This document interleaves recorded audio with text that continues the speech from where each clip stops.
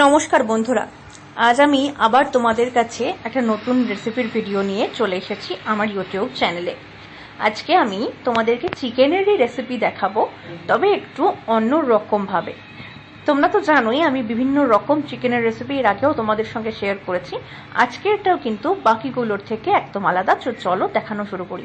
প্রথমেই 500 গ্রাম চিকেনকে খুব ভালোভাবে পরিষ্কার করে ধুয়ে নিয়েছি। তারপরে টক দই মাখিয়ে নিচ্ছি চিকেনের সাথে। টক দইটাকে ভালো করে মাখানো হয়ে গেলে একদম মিহি করে বাটা বেশ অনেকটা পেঁয়াজ বাটা আমি দিয়ে দিলাম, মিহি করে বাটা পেঁয়াজ। এবার সেটাকেও ভালোভাবে মাখিয়ে নিচ্ছি। এবার তারপর আদা রসুন কাঁচা লঙ্কার বাটা থেকে অর্ধেকের একটু কমই পরিমাণ নিয়ে সেটাকেও ভালোভাবে মাখিয়ে নিচ্ছি। বাকি অর্ধেকের বেশি পরিমাণটুকু রাখা আছে, ওটা রান্নার সময় কাজে লাগবে। তো চলো এবারে দিয়ে দেব পরিমাণ মতো নুন, এবং নুনের পরে দিয়ে দেব পরিমাণ মতো হলুদ।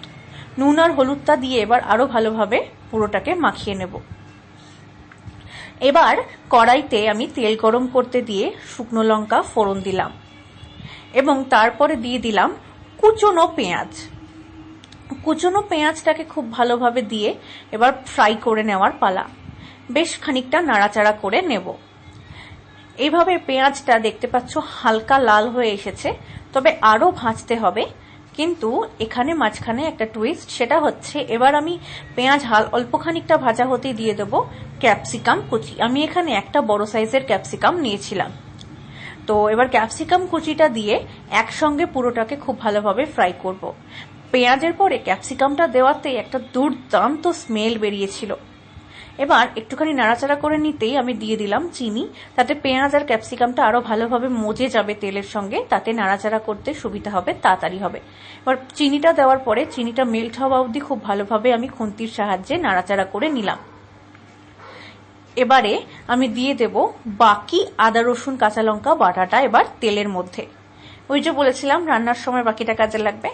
তো এবার এটাকে দিয়ে আবার ভালোভাবে নাড়াচাড়া করে নেব, তখন আরো সুন্দর একটা স্মেল বেরোতে শুরু করবে। এবার দিয়ে দেব টমেটো কেচাপ। টমেটো কেচাপটা দিয়ে খুব ভালোভাবে নাড়াচাড়া করব। তোমরা এখানে চাইলে টমেটো পিউরি ব্যবহার করতে পারো, তবে আমি যে প্রসেসে রান্নাটা করছি তাতে কিন্তু কেচাপটাই বেশি যায় এর সঙ্গে। কেচাপটা দিয়ে রংটাও একটু চেঞ্জ হয়েছে, নাড়াচাড়া করে নিয়েছি। এবার দিয়ে দিলাম Kashmiri red chilli powder. Kashmiri red chilli powder দেওয়ার পরে রংটা আরো একটু লালচে হয়ে এসেছে। লাল রঙের মধ্যে ক্যাপসিকাম গুলো কিন্তু আরো দারুণ লাগছিল দেখতে। তো এবারে দিয়ে দিলাম একটুখানি গরম মশলার গুঁড়ো। এবার দিয়ে খুব ভালোভাবে এটাকে নাড়াচাড়া করে নেওয়ার পালা। যত নাড়াচাড়া করছি আর মশলা মেশাচ্ছি ততই দুর্দান্ত গন্ধ বেরোতে শুরু করেছে। আর কিছুই করার নেই, এবার ম্যারিনেট করে রাখা চিকেনটা দিয়ে দেবো। চিকেনের মধ্যে যেহেতু নুন আর হলুদ পরিমাণ মতো দিয়ে দিয়েছি, তাই আলাদা করে আর এখানে কোনো নুন হলুদের চক্কর নেই। এবার চিকেনটাকে দিয়ে বেশ ভালোভাবে পুরো তেল মশলার সঙ্গে ওপর নিচ করে খুন্তির সাহায্যে নাড়াচাড়া করব।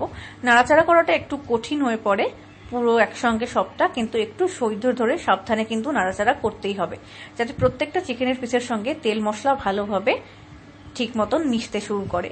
এবার আমি দিয়ে দিলাম একটুখানি পরিমাণ জল। সেই জলটা দেওয়ার পরে আবার ভালোভাবে খুন্তির সাহায্যে নাড়াচাড়া করে নেব। একবারে ঢকঢক করে জলটা দেব না, প্রথমে একটুখানি জল দিয়ে নাড়াচাড়া করলে সেটা কিন্তু সুবিধেই হবে তোমাদের। তো দেখতে পাচ্ছ যতই নাড়াচ্ছি ততই রংটা আরো পাল্টে এসেছে। এবার আরো একবার খুব ভালোভাবে খুন্তির সাহায্যে ওপর নিচ করে নাড়াচাড়া করে নিচ্ছি, এবং মশলা থেকে তেলটা বেশ ভালোভাবে ছেড়েও এসেছে, সেটাও তোমরা দেখতে পাচ্ছ। আর চিকেনের সঙ্গে মশলা বেশ ভালোভাবে মিশতে শুরু করেছে, সেটাও কিন্তু নিশ্চয়ই বুঝতে পারছো দেখে। এবারে আরো ভালোভাবে আরো একবার ওপর নিচ করে আমি নেড়ে নিলাম, এবং যত নাড়ছি তত কিন্তু কালারটা চেঞ্জ হতে শুরু করেছে। এবার আমি দিয়ে দেব মশলার বাটি ধোয়া জলটা। এখানে কিন্তু আমি আরো অনেকখানি জল ব্যবহার করলাম, এবং তারপর আবার ভালোভাবে নেড়ে নেওয়ার পালা। কারণ জল যত দেবে তত কিন্তু ভালোভাবে কষাতে হবে, নাহলে কিন্তু মশলা ছাড়া ছাড়া হয়ে যেতে পারে। এবার আসলে আরো বেশ খানিকটা জল দিয়ে দিলাম, এটাই কিন্তু ফাইনাল জল, এরপর আর জল দেওয়া যাবে না, তাহলে ট্যাল করবে। টেংরির জুস খেতে কিন্তু মোটেই ভালো লাগে না সবসময়, এক্ষেত্রে তো নয়। আর এই রান্নাটা আমি করেছিলাম মেয়ের জন্মদিন উপলক্ষে, সার্ভ করেছিলাম বাসন্তী পোলাওয়ের সঙ্গে। তো এবার দেখো কথা বলতে বলতে ঝোল ফুটে যাওয়ার পরে আমি গরম মশলা গুঁড়োটাও দিয়ে দিলাম। গরম মশলা গুঁড়ো দিয়ে খুব ভালোভাবে নেড়ে নিলাম।